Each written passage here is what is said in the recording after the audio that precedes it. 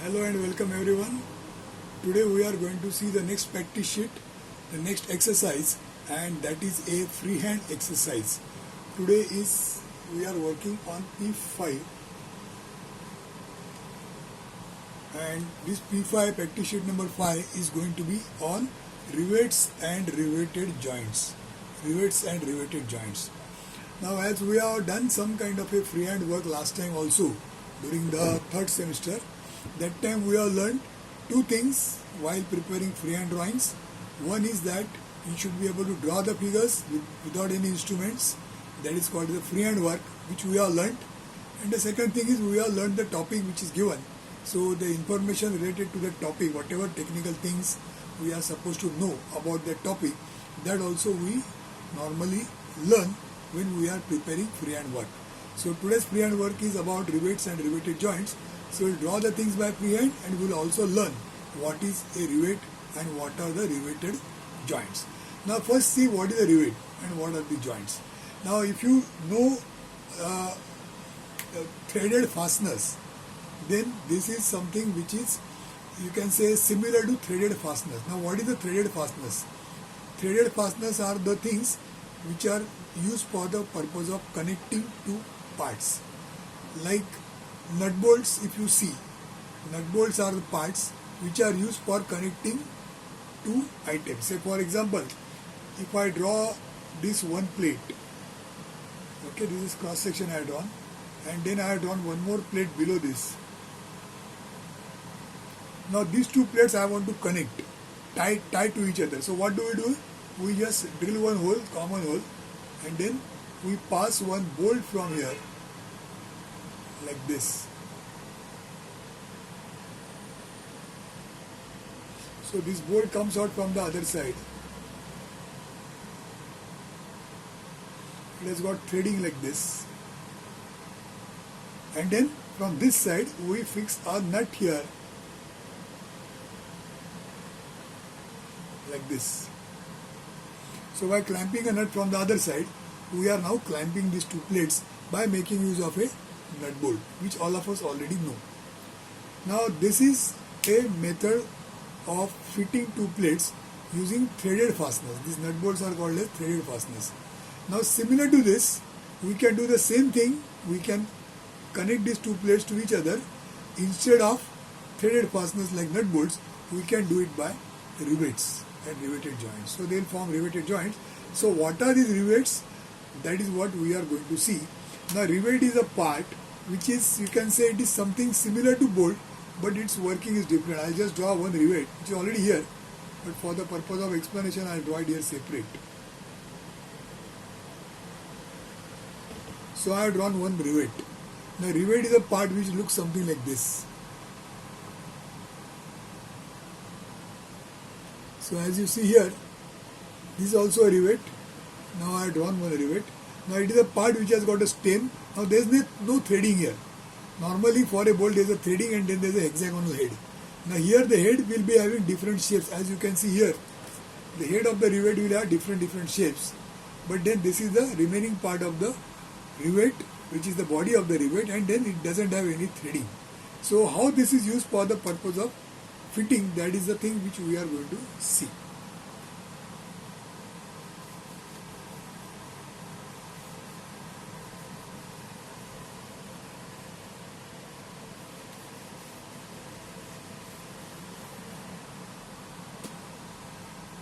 Now for seeing that, let us first, I'll take it here. As you can see here, the same rivet is drawn here. Only thing is it is drawn upside down so that the head is below, and this is the shank, it is called as. This is the shank of the rivet, this is the head, and this is the tail of the rivet. Now see, these are the two plates. These are the two plates which we want to connect. Okay, this is a rivet, there is a head, there is a shank, there is a tail, and these two plates are to be connected. Now see what they have done. This rivet is first put from below like this. So as you can see, when this is put here, it goes inside like this. It goes inside these two plates like this, and this part comes out like this. So you can see here it is shown like this dotted. So this is the rivet shown when it is put inside. Now still the work is not over. Then what is done is, this is a tool. What is shown here by section lines, this is a tool. This tool has got one cavity inside like this. So this tool is hammered from top in such a way that this part of the rivet which has come out from this plate, this part of the rivet will be modified into this kind of a shape, because this tool has got a cavity like this. Now this cavity touches to this part, and when you go on hammering, the cylindrical shape of this rivet, it gets converted into a spherical shape as you go on hammering. That time this end is held in position by another tool so that this will not come out. So this head, the head is supported, and then the tail is hammered with this tool so that this particular shape, cylindrical shape, gets converted to a rivet head which is a spherical shape. So now what happens, this rivet has got heads on both sides. This was already there, and this is the head that is created as a result of hammering. So now what is happening is, these two plates are now tied to each other. Now they cannot be separated. So what we have done earlier with the help of nut bolt, same thing is done by rivets, but the only difference is, in the case of nut bolts, you can open the nut bolts because there is a threading. You can unlock the nut and the nut bolt can be separated, and these two plates can be separated. In this case, suppose you want to separate these two plates, then in that case you will have to break this head. So you have to damage this particular rivet, then it will not be of any use, it will be permanent breakage, and if you could break this, then these two plates will be separate. That means riveted joints are to be used in the cases where you are not going to separate these two parts. When you don't need to separate these two parts, that means when you want to form a joint which will be something like a permanent joint, in that case you can use rivets. Okay, so here I have just explained to you the principle, the method by which the riveting is done, and now we will see something more. Now as you can see again, these are the two plates. These two plates are fitted, there is one hole and a riveted joint is formed, and then there are certain tools which are used. The name of the tool is fullering tool. It looks like this. With the help of this tool, what is done is, this end of the plate is slightly hammered and this edge is firmly pressed on this plate, so that any leakage, suppose this is used for the purpose of containing some liquid etc. or gases, then these gases will not leak from here, so that this end of the plate is firmly pressed on the other plate with the help of such kind of tools. One is fullering tool, the other is caulking tool. So with these tools we are going to form something like a leak-proof joint, and then the riveting is done like this. So these are the sketches which are showing how the riveted joint is made as a leak-proof joint by modifying the ends of the plate. So we saw the joint, we saw how the rivet is made up of. Rivet looks like this, and this is the way it is fitted in plates, so that there are heads on both sides. One head is already there, and here you are forming another head of this cylindrical shape, and the joint is formed. Now, having understood how rivet works, now let us see what are the different types of the heads. So as you can see here, this is one kind of a head, that is called a snap head or a cup head. Sometimes there is a head like this, it is called as a pan head, which is more like a frustum of a cone. Here there is a spherical shape. A spherical shape has got some advantage because this shape is not flat. So in certain cases there cannot be any water etc. that cannot stop here. So the chances of rusting etc. are not there when you are using rivets with such kind of a shape. Now this is a flat top surface. Then sometimes there is a conical shape given to the head. Sometimes there is a countersunk shape. Now this countersunk shape, as the name suggests, countersunk. Sunk means it is sunk inside. So in such case what happens? This head of the rivet, it is not projecting out. It goes inside the plate. That means if you see this plate again,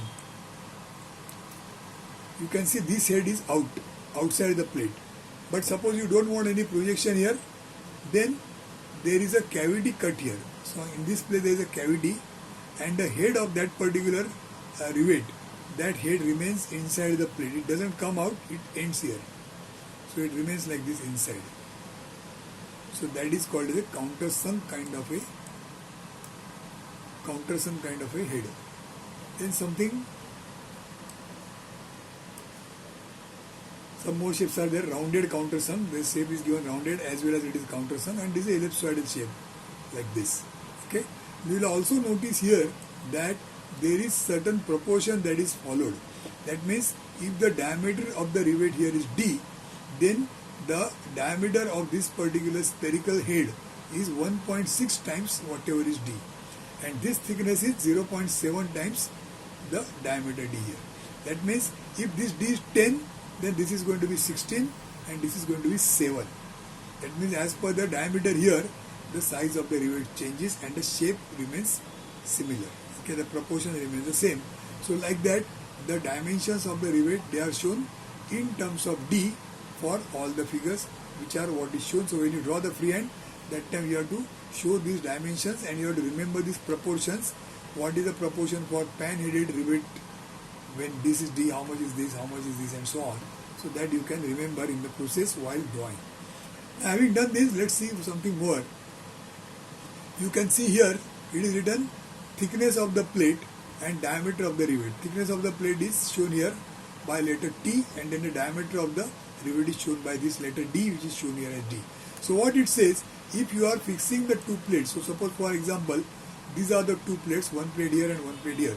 Now the thickness of this plate, that means this thickness of the plate is shown by T. So suppose this plate has got thickness 8 mm and this also is a plate of 8 mm thickness. That means you are fitting the two plates whose thickness is 8 mm. These two plates, the thickness is always going to be same. It is not so that one plate is of 8 mm, other plate is of 12 mm. It doesn't happen. Both the plates, the thickness is same. So if the thickness is 8 mm, then the diameter here of the rivet which we have to select, that is D, that is taken as 17 mm. So this is a chart or a table which tells us what is the diameter of the rivet to be selected for what kind of the thickness of the rivet, what is the thickness of the plate. So according to the thickness of the plate, we have to decide how much is going to be the diameter of the rivet. So as per this table, the diameter of the rivet is selected. So this is a table which also you will show, so that you will come to know how the selection of the rivet is done based on the thickness of the plate. Now having done this, now let us see the various ways in which the rivet will fail. Now these are the four figures which are showing you the failure of riveted joint. In fact, there is no title. So when you do this work, when you do the practice work, when you are drawing this particular sheet, that time you have to write here, maybe somewhere here as a title, failure of riveted joints. Failure of riveted joints, that you have to write here as a title to this figure. And now it shows how the rivet is going to fail, how the joint is going to fail. Now I'll take this first. What is shown here is when you are applying a load here, that means when you are pulling one plate in this direction, other plate is in this direction, you can see it is shown like this. This plate is pulled like this, other plate is pulled like this. So as a result, what happens? This rivet is under stress, and if the force is too much, then the rivet will break from here. From here it will break. So half the rivet will be in one plate, half rivet will be in the other plate, as you can see here.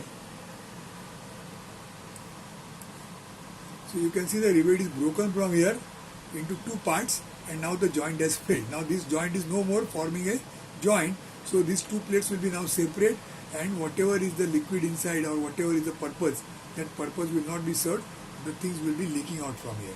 So this should not happen. Accordingly, the rivets are designed. So this is one way of failure. So when you do this, you write here number 3, and the type of failure is shear failure of rivet. You have to write here shear failure of rivet. I'll write here.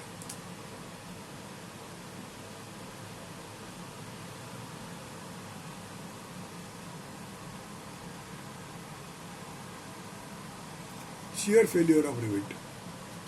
Now let's see the other types of failures. Now what you see here, this is one plate. You can see here, this is one plate, top plate, and below that is another plate here. This is the edge of the plate. Now see the way it is drawn.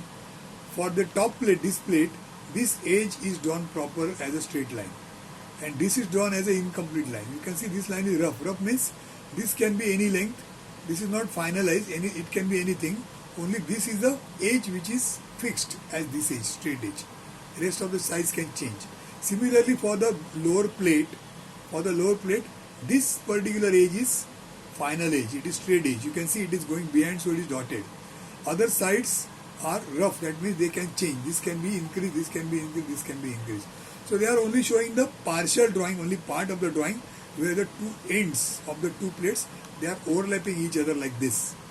So they are overlapping, and then holes are formed and the riveting is done, so that these two plates you have fitted to each other like this.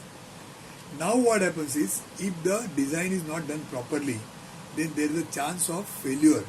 And this is a failure where if the distance between the two rivets is not sufficient, that means the two rivets are very close to each other, then when the load is applied, the part of the plate between the two rivets, from here there will be some crack will be formed and the plate will get torn out. It will get torn out, it will tear from here, and this tearing will take place here as well as here as well as here. So this is called as tearing of plate across rivets. This is number 1. I'll write here.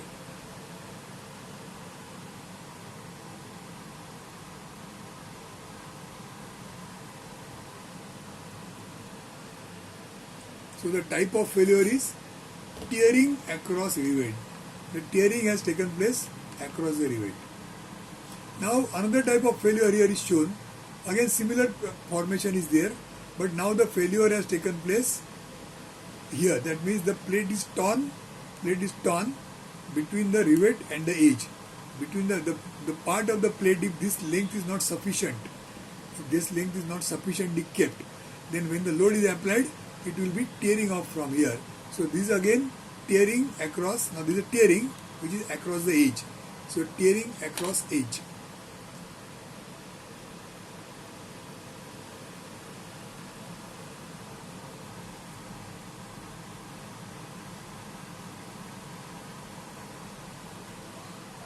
So this type is second type, tearing across edge, tearing across rivet, and then we have seen here shear failure of rivet. Now the fourth is, what is this fourth thing? Now here what happens when you apply the load, the part of the plate, this portion of the plate which is in contact with the stem of the rivet, that will start folding because of the load. This plate will start folding here.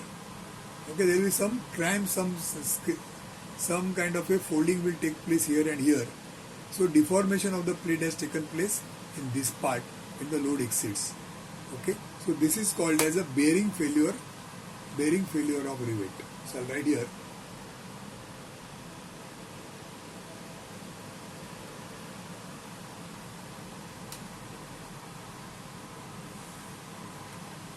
Bearing failure of rivet at this place has taken place, and now the joint is not working the way it should be. So we have seen 4 different types of failures.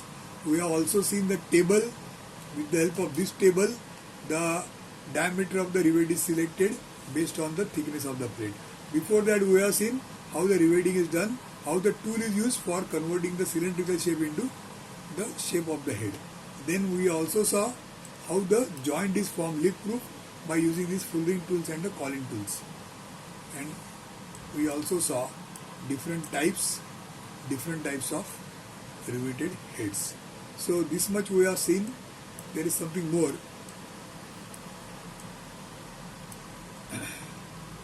Now when you do this, you need not write, but just read whatever is written here. That you can read what it says is, if you see here D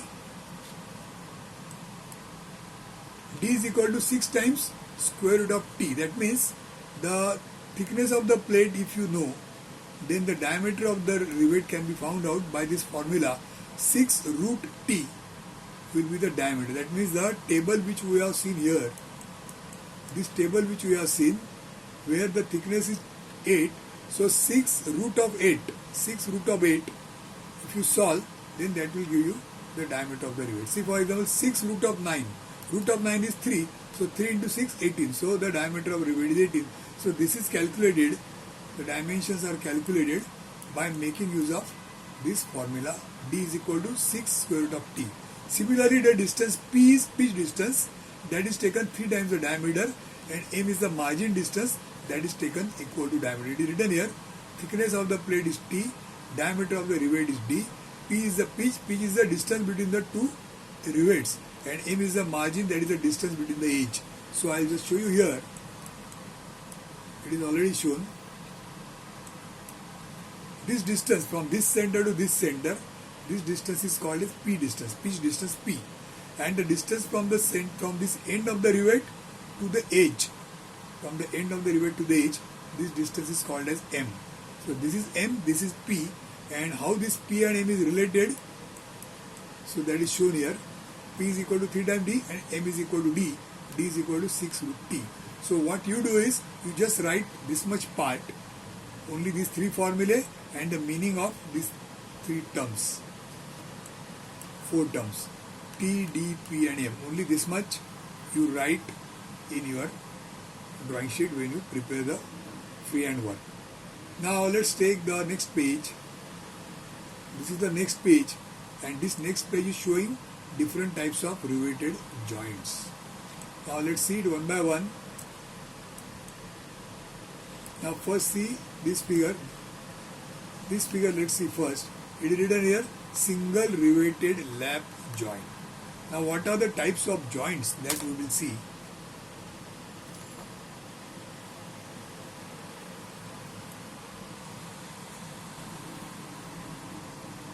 Now the rivet joints, there are of 2 types. One is a lap joint and the second is a butt joint.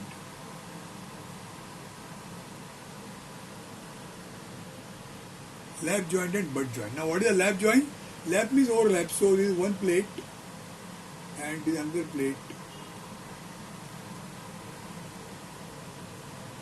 So 2 plates, they are overlapping each other. They are one plate is kept on top of another plate. Now what I have drawn is the side view. Section of the plate is drawn. Okay, the plate will have length like this. That is the length of the plate, and this is the thickness of the plate. This is the thickness. Okay, and then like what we have seen last time, one hole is made like this here, and in this hole we put a rivet like this. The end which comes out, it is hammered, and it is also given a shape like this, which we have seen last time. So this is how a riveted joint is formed. Now what we see here, this figure is single riveted lap joint. It is called a lap joint because these 2 plates are there. These 2 plates are overlapping each other. So they are called, it is called a lap joint. And why it is called a single riveted? Because you can see there is one line of rivets. So if this is a length, suppose it is a long length, the length is very large, then along this length 1, 2, 3, maybe another 4, 5, 6, 7, 8, so many different rivets you will find